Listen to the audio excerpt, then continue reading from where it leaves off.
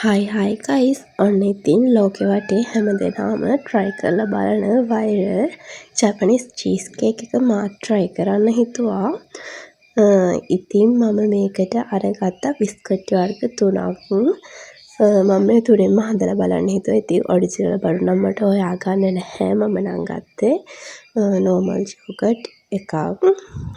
අපි ඉතින් බලමු මේ තුනම try කරලා මොකක්ද වැඩිම රස කියලා. මම මෙතන අරගෙන තියෙන්නේ මන්චි මිල්ක් බිස්කට් එක. ඒකෙනුත් මම හදාගත්තා. මම නම් ඉතින් මේ විදිහට පුළුවන් තරම් බිස්කට් ගොඩක් පුරව ගත්තා. මට හිතුණා එතකොට හොඳ වෙයි කියලා. ඉතින් මම මෙතන ඊළඟට අරගත්තේ නයිස් බිස්කට් එක. මෙන්න මේ නයිස් බිස්කට් එකත් මම පුළුවන් තරම් බිස්කට් පුරව ගත්තා.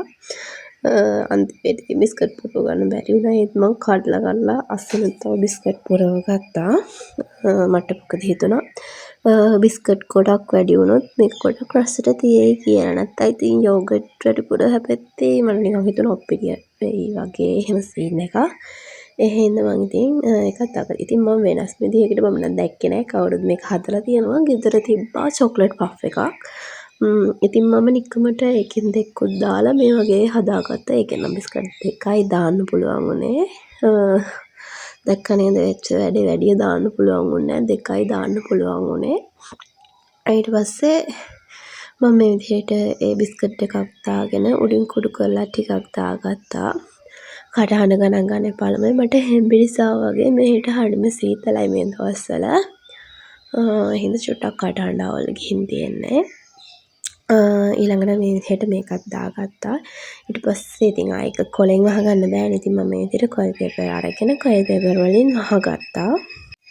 ඉතින් මම උතාගත්ත මගේ චීස් කේක් ටික මම දැන් මේක මෙහෙම ඔතලා මම මේක හැදුවේ ඊයේ රෑ.